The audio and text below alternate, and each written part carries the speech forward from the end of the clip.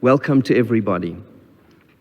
This is in fact the first of a state of a community address, and I thought at the outset what may be useful is to say that as a child growing up in this country, I was born here, my parents were born here, my grandparents were born here, and my earliest memories, and I think so many of us have these memories, of questions that somehow have plagued the South African Jewish community for decades and decades, questions which somehow have never been resolved. And what I want to suggest today, that these perhaps are the wrong questions to look at, and that's why they've never been resolved. Questions that South African Jews have been asking: is there a future here? Should we be optimistic or pessimistic? Should we emigrate or stay? These questions have been in the atmosphere of the South African Jewish community for decades and decades, and they remain unresolved questions. And I think the reason that these questions have never been productive is that they are based on a fundamentally flawed way, I believe, of looking at the world, and that is binary thinking, in which there's a sense, and we all want to go in that direction, because there's a tremendous comfort in binary thinking. We get that from our childhood, where there's a sense that we want to find a simple way of understanding the world. In fairy tales, there's always the goodies and the baddies. Things are very clear. There's a very structured way of understanding the world, and it's so comforting to go back to that childlike way of looking at the world, where we want to know, is it all good or all bad? Is everything perfect or is everything a disaster? That binary thinking is problematic, and it informs all of these questions. And so at the outset of today, I would like to suggest another paradigm for looking at the world, and a paradigm based on our sages of the Talmud, who give us very profound insight into the very nature of what this world is all about. Because our sages describe the next world, Olam Haba, as the Olam Shekulo Tov, the Olam Shekulo Aruch, the world that is completely good and the world that is completely eternal. And what you see from that definition of Olam Haba from our sages is that this world is not all good and it is not eternal. This world is transient. And the good and the bad, the pain and the joy, the success and the failure is interwoven into the very fabric of existence of what it means to live in this world. This world is a world that cannot be reduced to a simple category of being optimistic or pessimistic. This world cannot be just simplified into a matter of, well, it's either all good or all bad. All of it is interwoven and it's complicated, and part of the key to successful living as individuals and certainly as a community is to be able to embrace the opposites and live together with the pain and the joy, the light and the darkness, the positivity and the negativity, the problems and the solutions, the real embrace of all of that. And that's why, in a certain sense, blind optimists are set up for failure in this world, because there will always be problems. There'll be the cognitive dissonance of the problems that we encounter, and blind pessimists will miss all of the blessings. And I think that the key to framing a narrative for our South African Jewish community is a narrative which says we live in Olam Hazeh, in this world. And by definition, living in this world means to live with pain and with joy, with success and failure, with good and bad, with light and darkness simultaneously. And that has nothing to do with the geographic borders in which we live. There is no Olam Haba in this world. There is no Gan Eden, Garden of Eden, somewhere in this world that a person can leave South Africa and then they're going to find the place of perfect paradise. The nature of human existence, and we can see that today, is even more complex than ever before. The world is in the throes of so many struggles. There's so much good happening in the world, and yet at the same time, so much pain. So much growth and prosperity, and yet so much poverty and human suffering all together, because that is the nature of Olam Hazeh. And the sooner that we connect to that fundamental reality, the sooner that we can develop then a psychologically healthy way of embracing life in South Africa, but indeed life as a human being, the very essence of the human condition. Because if a person is looking, in fact, to emigrate to a place where there are no problems and where everything is perfect. There is such a place. And we all eventually are emigrating there. We can announce that here. Everyone, hopefully it'll be after 120 years. That is when one emigrates to a place that is kul or tov, that's perfect. There'll be no problems there. Everything will be just perfect. But none of us want to get onto that plane too soon. Please God, it should only be after 120 years. And certainly in this time of Rosh Hashanah and Yom Kippur, we pray for another year of life. But at the same time, what that behoves us to do then is to look at life in South Africa holistically. Let's look and confront the problems, but let's also look at the blessings and be able to look at both together without being blind optimists or blind pessimists, being able to look at the big picture. And I would like to suggest that there are three areas that we can consider this. One is the country, two is community, and three is our personal lives. Let's look at each one of those three. If we're talking about the state of the community, but really we have multiple identities. We live in a country, we live in a community, and we live in our families and our personal lives. If we look holistically at each one of those, where does that leave us? And so when considering the country, the problems are obvious. We all know them.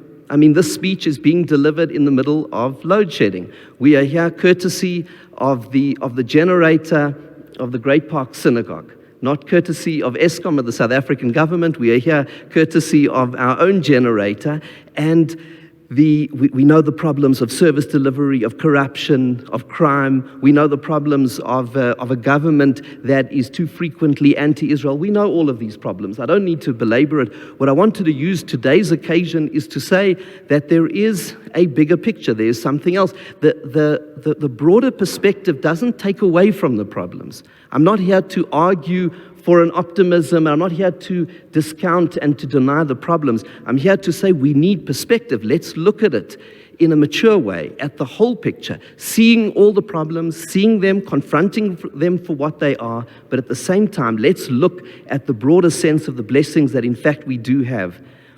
And the first and foremost, when considering South Africa, is a blessing that we cannot take for granted, and that is to live in a free democracy, to live in freedom and democracy. And that doesn't just mean elections. That means living in a society that has a supreme constitution, with a Bill of Rights, with an independent judiciary that enforces that, with a free media, regular free and fair elections, with a freedom of association, freedom of speech. These are indeed gifts.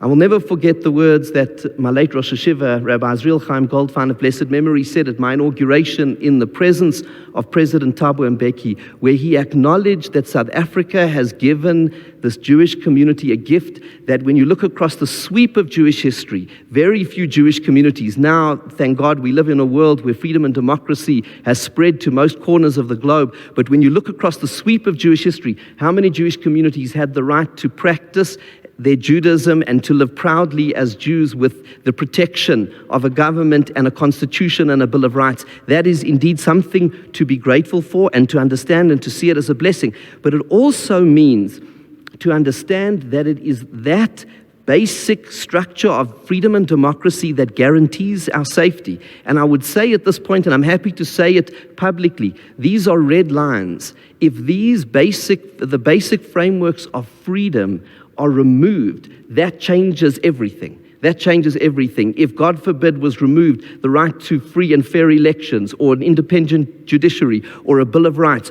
all of these things, that changes everything. I do not believe it is safe for a person to live in a country that is not free, where you are dependent on the goodwill of who happens to be in power. I don't want to live in a country where I'm dependent on the goodwill of the president or the cabinet ministers or anybody else. It's of course good to promote good relationships, and in a democracy there's a concept of lobbying and discussions and engagement with government, but we cannot have our welfare dependent on the goodwill of government. That is what it means to live in a free democracy, and that is why, for example, when it comes to the anti-Israel positions of the ANC government, we needn't feel threatened as a Jewish community by that. That is what it means to live in a democracy. The government has a particular view of Israel. We can disagree vehemently with that. It doesn't affect us and doesn't change how we live our lives. what it means for us, as long as we can still be proud Zionists in South Africa, which indeed we can be, which means that we can travel to Israel when we want, that we can fund anything in Israel that we want, that we can support the Israeli government, the IDF, any organization that we wish in the state of Israel, and that we can publicly say that we are proud Zionists, which we can, then we have our democratic rights to be proud Zionists. If the government agrees with us or not, that's their democratic right. That is part of the maturity of living in a free democracy. We don't need to force the government to agree with us, and we don't need to feel threatened every time the government makes a statement which is anti-Israel. Of course, we need to explain to our fellow South Africans, explain to the government and to the ruling party why we believe in the justice of the cause of the state of Israel, but our welfare does not depend whether we are successful in that persuasion. And I would venture to say that anyway, the government in this regard, as in many other regards, does not represent the views of rank-and-file South Africans that I have come across in the length and breadth of this country, engaging with religious leadership where there is a deeply held religious connection to the Holy Land and an appreciation for the people and the state of Israel. But that's beside the point. It doesn't matter. Let the government say what it wishes to say, and we can say what we wish to say. That is what it is, and we can be comfortable with that, and we can be comfortable to disagree. Apart from anything, given the human rights track record of the foreign policies of this government, I don't think that we are losing much in this sense, because here you have a government who could not even condemn Putin when the United Nations came for a vote to allow Zelensky to address the United Nations General Assembly by videocast, which was an exception, and they had to vote to allow him to do that. South Africa abstained from that. So it's not a paragon of human rights. I don't think we need to be a sense that the state of Israel has lost too much. Of course, we would love the support of as many people as possible right across the globe, but it doesn't make our welfare dependent on it. And I think that's an important thing, which is also why over the last number of years, I have felt it important to speak up in the name of Torah values for ethics and decency in this country, taking on and joining the civil society movement that protested President Jacob Zuma's state capture, changing the prayer in the shuls, as you will recall, joining the marches, and I felt that in doing so, and of course even afterwards during COVID, speaking out against the government's vaccine delays, and in doing so, I did so even though perhaps there was debate about whether it was the correct path. I did so because my conscience drove me in that direction, representing Torah values in our country, to be able to speak up in the name of our Torah values, but knowing full well, and this is the gift of freedom and democracy, knowing full well that it could never jeopardize the Jewish community here. Because if you live in a free democracy, then what you say in the media cannot put you in any kind of physical jeopardy. And if it does, then you don't live in a free society. And then, if you don't live in a free society, you can't live there. It's too dangerous for a Jewish community to live in a society that does not have freedom and democracy. And so those statements that I made during these past years have been done because I recognize the blessing of what it means to live in South Africa and celebrate the optimism of that. And furthermore, understanding that this is a free democracy also gives us hope for the future. There are many problems that we are confronting, and I've listed all of those problems, and whatever I say today does not detract, and I do not intend in any way to undermine the severity of these problems that we are talking about. I went through them like a list of issues. Each one inflicts massive human suffering, and we need to feel the pain of the human suffering that is inflicted by the lack of service delivery, by the slow economy, by all of these things, by corruption, all of the things which the people suffer, and especially those who are most poverty-stricken suffer the most. But what democracy offers is a self-correcting mechanism, and we have seen this. It is the best system that human society has devised in order to run itself in an efficient way. And you've seen other countries go through terrible crises, but eventually freedom and democracy as a way of self-correcting, because the people say enough is enough. And it happened, for example, in the 1970s in the US and the UK. In the UK, there was 90% taxation on the highest tax bracket. Most of the economy was nationalized. Britain was on her knees, and until Margaret Thatcher came in and turned the country around. And I know there are different political views about her legacy, but Britain was on her knees in the 70s. She comes around and she's able to turn the country around. United States in the 1970s had the impeachment, the resignation of Richard Nixon. It had the Carter years when there was a sense that America's prosperity was gone, America's strength and position in the world was gone, and Ronald Reagan turned it around. Democracies go through passages of time. And so you can have in the United States, you can have George W. Bush as the president one year, and then in the next year you have Barack Obama, and then you have Donald Trump, and you have all different personalities and different policies. And the voters are ultimately testing and seeing and trying. And that is how democracy works, and that is what is happening here in South Africa. For the first time, we are in a competitive democracy.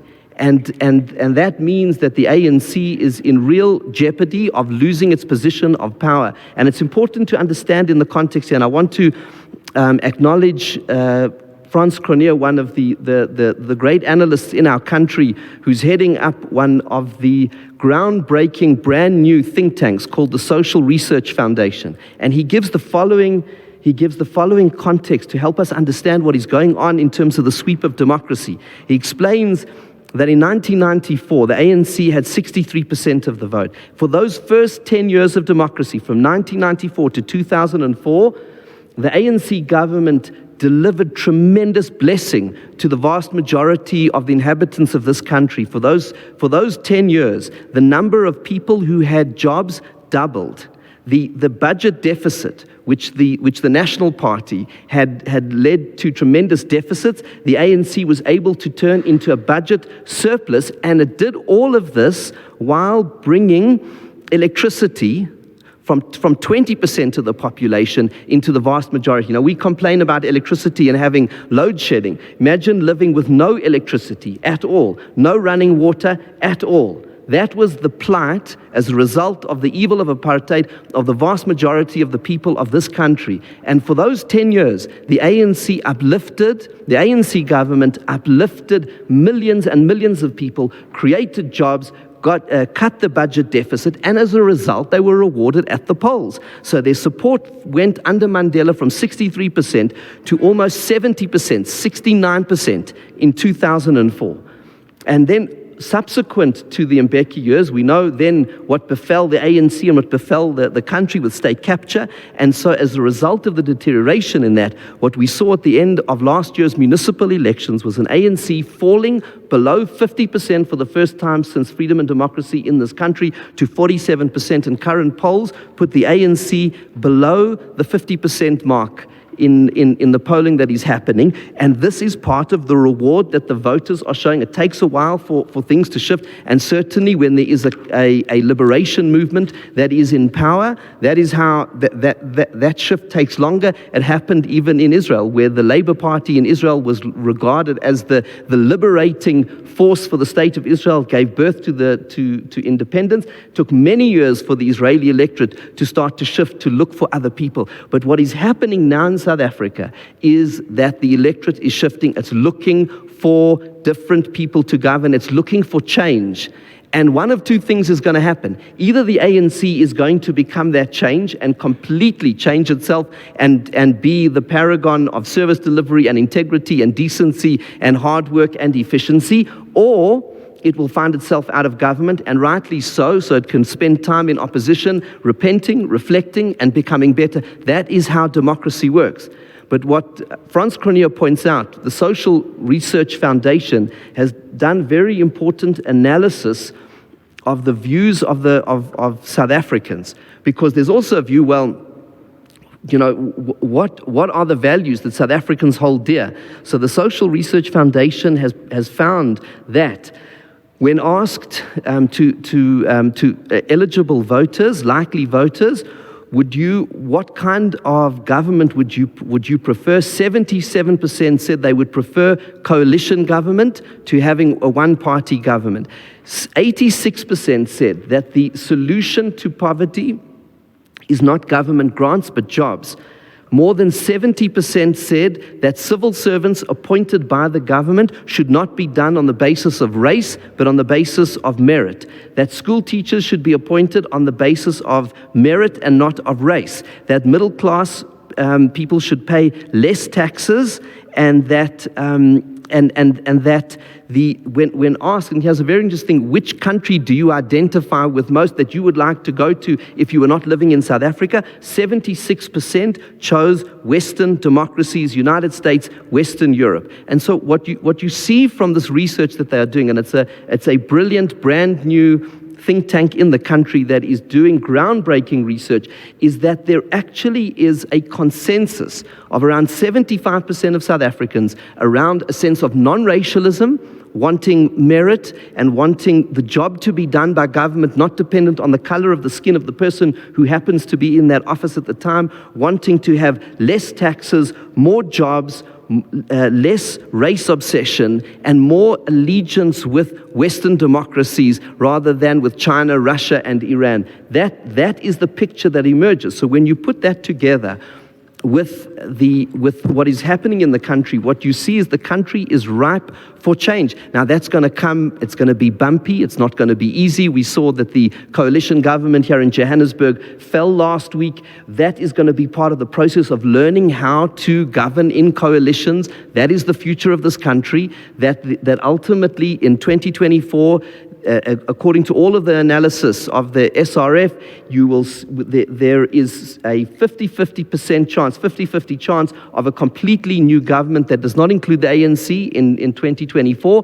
But either way, whether it does or it doesn't, and that will depend a lot on the actions that the ANC takes, how the coalition gets along, how the campaigns are run, the country is in flux, and people want change. Everybody in this country wants change, and there is a broad coalition of reasonable people who are seeking that. And a very important thing as well, in this context, when looking at the macro picture of South Africa, is the influence and the impact of the private sector to change things. Already with this electricity crisis, talking to senior business people, hearing of large factories, industrial centers going off the grid to generating their own electricity using the loopholes that the government created to their credit a number of months ago, which will mean, according to the reports that I've received, that there will in fact be an electricity surplus in 2 to 3 years as more and more of the private sector just takes the burden off the government. Again, we're looking for a process of change. Doesn't detract one iota from the problems, but we need to have a broader look at it. And then when looking more broadly at the community as a whole, we also can see the same picture. There are a lot of problems in the community. We're losing people to immigration. That is for certain. Education costs are placing a tremendous burden on the middle class families in our community, as it does globally in any community that doesn't have government support for private education, like the United States, like Australia, as opposed to the UK and Israel, where there is government support for education. You will find high tuition fees. These are serious problems. There's financial problems. People are struggling also to find jobs. There are a lot of problems, but at the same time, there are tremendous success stories happening in our community where we have around 85% of our children enrolled in Jewish day schools, which is unheard of by any global standards. Perhaps in the Mexican Jewish community they are similar, but outside of that, we are one of the highest percentage of Jewish children in Jewish day schools, which is the greatest guarantee for the future of the South African Jewish community. And those children in our Jewish day schools, their sense of Jewish identity is increasing. There's a fascinating analysis which has been done with Inside King David, surveys revealing how the growth in Jewish identity, Zionism, appreciation of Judaism, appreciation of Jewish identity, how that is growing in the student body when looked at over a period of a number of years.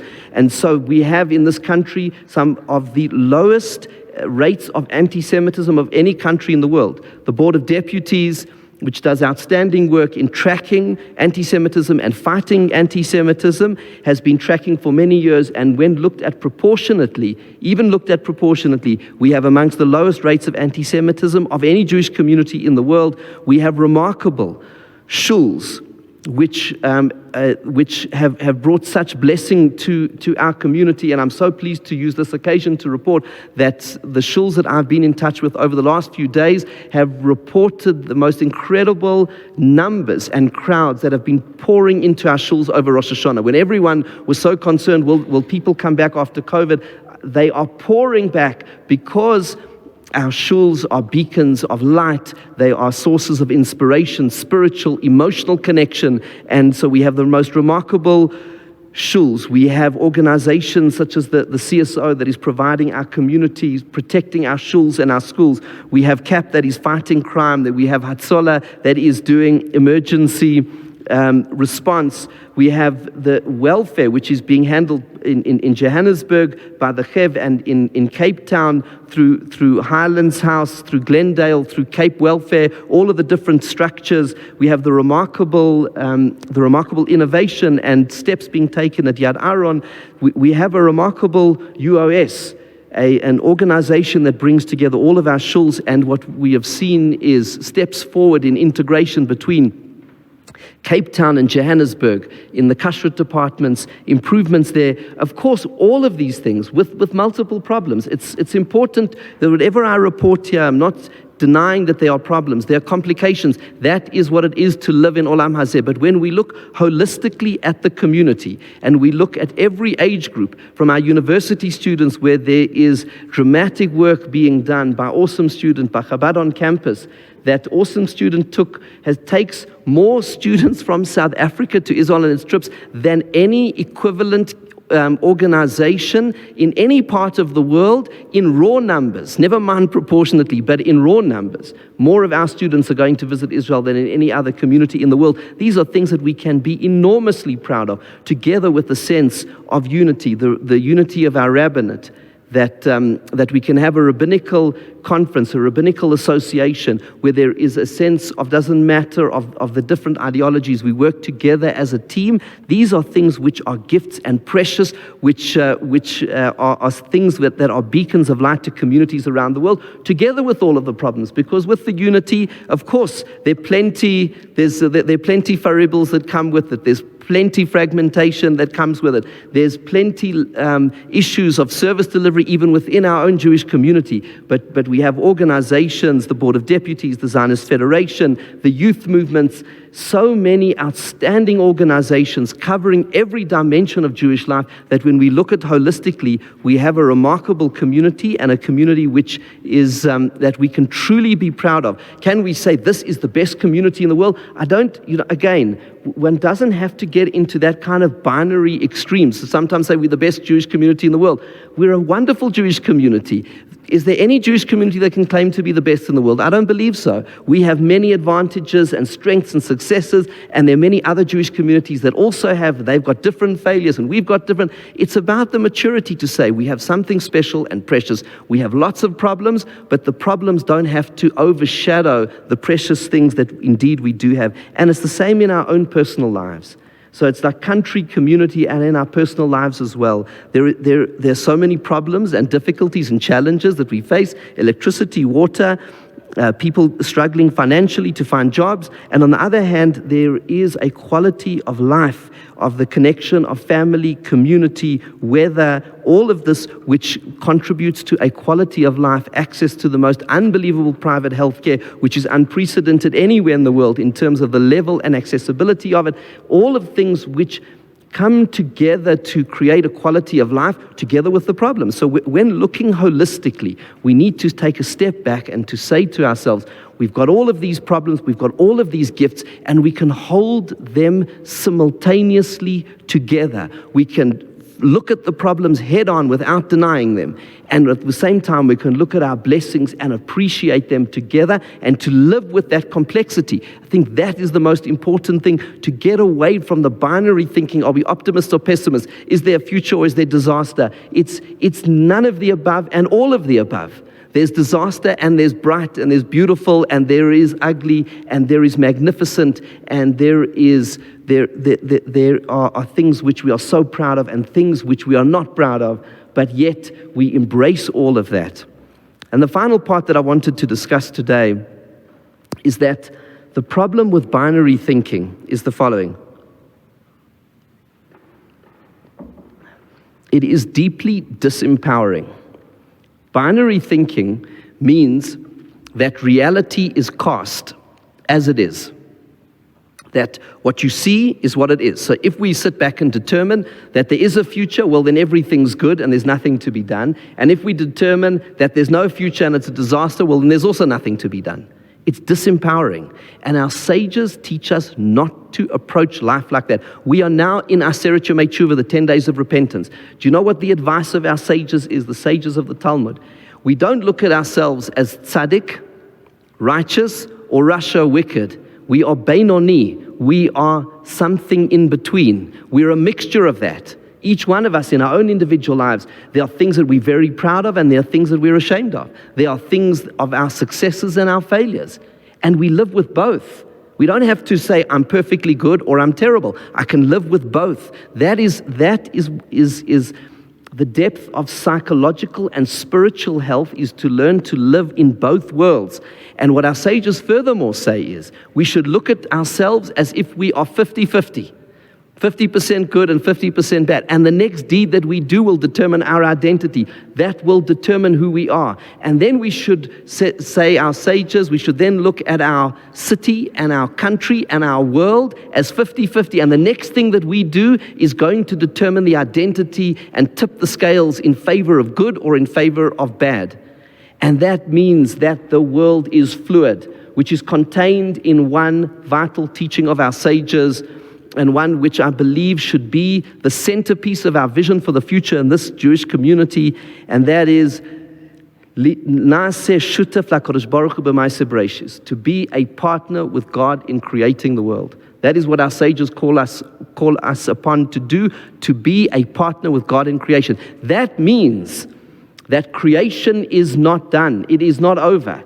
Creation did not end after the 6 days of creation. It only began, and God said He wants us to be His partners in that, and He wants us to change the world. And He told, through that statement of our sages of the Talmud, what it is indeed telling us is that this world in which we live has plenty of suffering, has plenty of challenge and plenty of difficulty, and yet it is our responsibility to join God and be His partner and make this world into a better place. We don't accept reality the way that it is. We challenge it. There is no status quo, and that status quo we will determine together with God as our partner. God, of course, is the ultimate control of everything, so we're working with Him. We work with humility.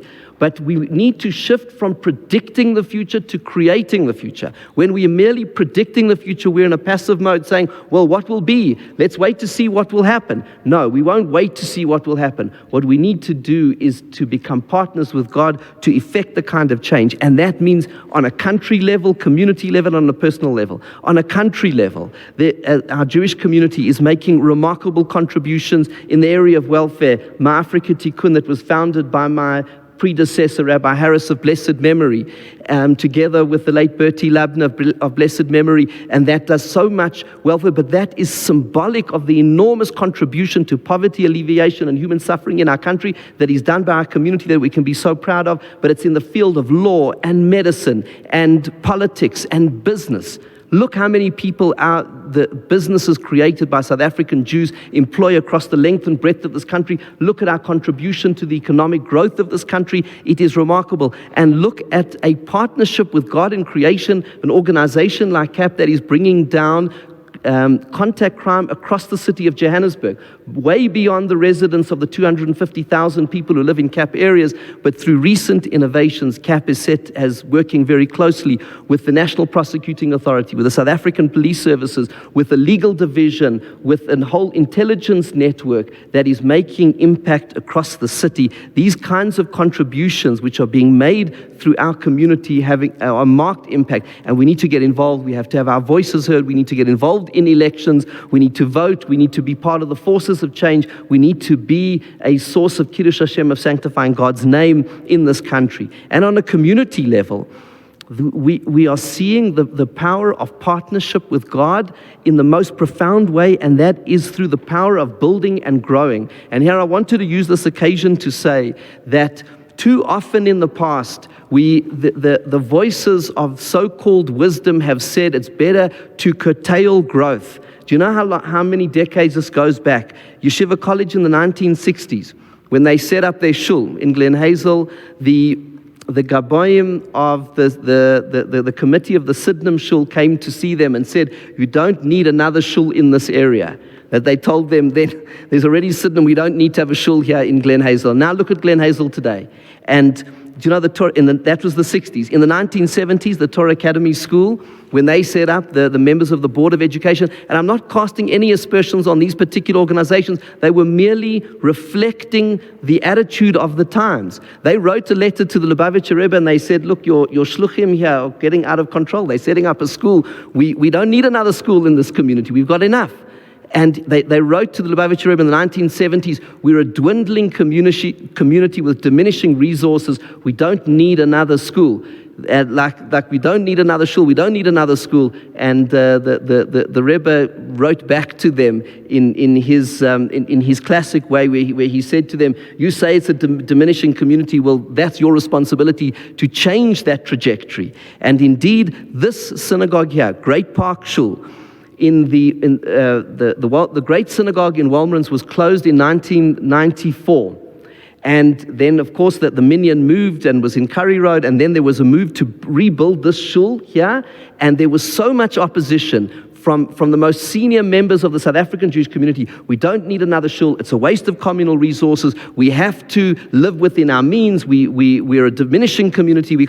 And in the end, thank God for the tenacity of Rabbi Chazdan, Clive Blechman, and other visionaries of this community. It was built in 2000, and today it is a thriving shul. It was packed here on Rosh Hashanah night like Kol Nidra. You see these seats here. They brought in extra seats in order to accommodate the crowds. They have bar mitzvahs and bat mitzvahs. It's a bustling shul.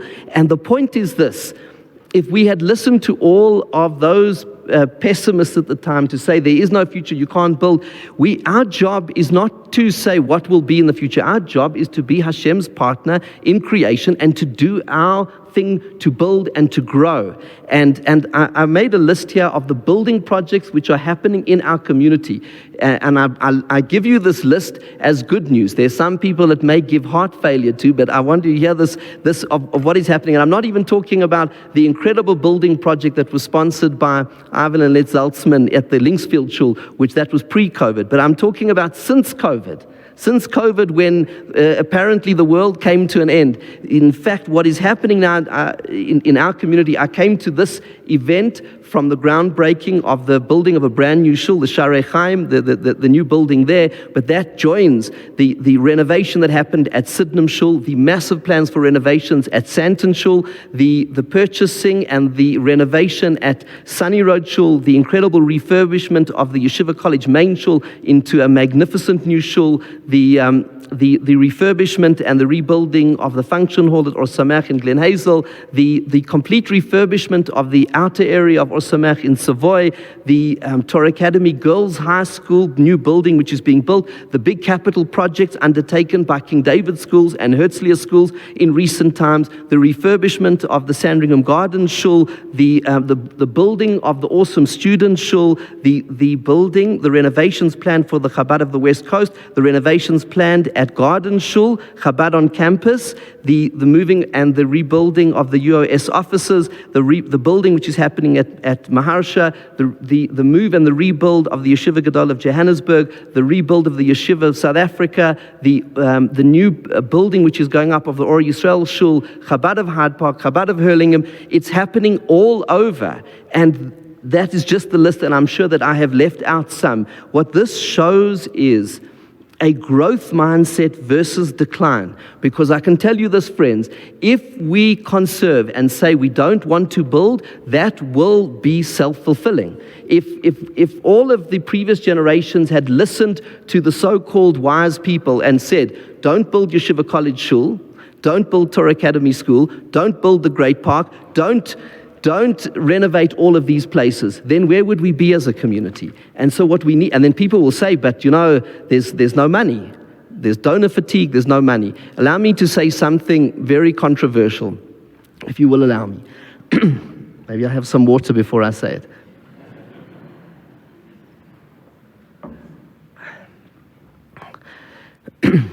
There's plenty money. The halacha says that every person is required to give 10% of disposable income. It's called Ma'aseh Ksofim.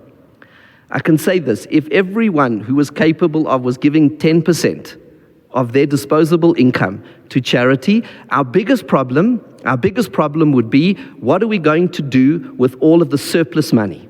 That would be our biggest problem. There is plenty, and furthermore, our sages teach us, blessing of parnasa comes through tzedakah, through charity, through giving, through generosity, through caring, through making a contribution. Blessing doesn't come from holding onto money. It comes from giving it. Then blessing flows into the world. And what we need then is a growth mindset. And what is so interesting also about all of these building projects is they're happening in our shuls, because this is indeed the future of our community. Because if we are looking to build a vibrant Jewish community, it has to be with Jewish values founded on our Torah and Judaism. If you look across the world, the biggest threat to Jewish communities in free democracies is assimilation and intermarriage. The only counter to that is to explain and to persuade a new generation of Jews who are exposed to every value system on the planet because it is on their phones every moment of every day, is that we need a compelling reason of why be Jewish. And we can only inspire the next generation of why be Jewish if we have vibrant shuls and schools and spreading of Judaism and Jewish values. Then Zionism will thrive in this community, then charity will thrive, then our schools will thrive, then welfare will thrive, then everything will thrive if people are inspired to be Jews. And the final point of everything is in our own personal lives, to be a partner with God in creation. And that means when our sages teach us this, they are teaching us not to live as victims, but to live as a partner. There's a lot of trouble in the world, and human existence and the human condition is fraught with challenge and with pain. I want to share with you something that has stuck in my mind for years when I heard it at Sinai in Darba a number of years ago, when one of the heroines of the Jewish people, Racheli Frankel, who buried a son who was murdered by Palestinian terrorists together with his teenage friends near Gush Etzion. And she spoke about the unbearable and indescribable pain that a mother must feel for a teenage son who's brutally murdered by a terrorist. And you know what she said, and it has stuck with me ever since then.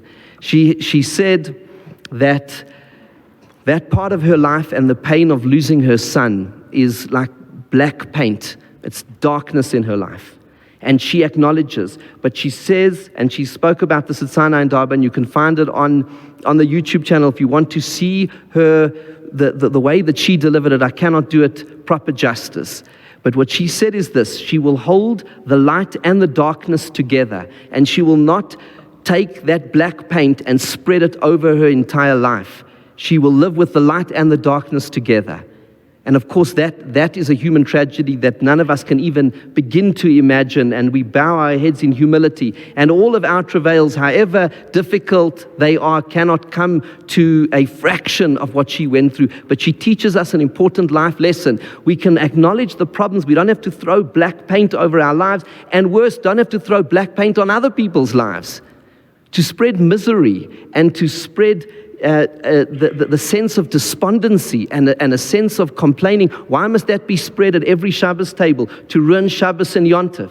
It doesn't mean that we must be in denial of the problems. Let's have the problems. Let's look at them. Let's look at them squarely in the face. We have nothing to fear. We must just look at those problems, think of ways of solving them. But why must we spread that kind of darkness? And why must there be a glee, and sometimes you find it, which is to the everlasting shame of a person who has left this country and then will send around bad news about South Africa as if to take glee in human suffering that's happening in this country. What sort of a person does that? That can send, look what happened in this crime incident and look what happened in that. Who can take glee in spreading news of human suffering? We need to spread light in the world, not hide the darkness. Look at the darkness, shine light into it, not be afraid of the darkness, not deny the darkness, but to live with faith, to live with bravery, to have a sense of, I can look at all of this and I can see the light and the darkness together, and I will embrace the light and the darkness together. but I will do that in a way that I will be a source of positivity in the world, and I will give encouragement to others. Not to be a blind optimist, to discuss the problems, but to give courage and strength to others and to ourselves and to our children. That is what we need to do.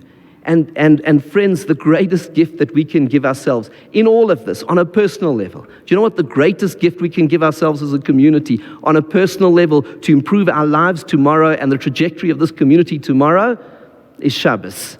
And I say that this is the 10th Shabbos project. And I want to suggest on this occasion, at the State of the Community address, to suggest that, can you imagine a world?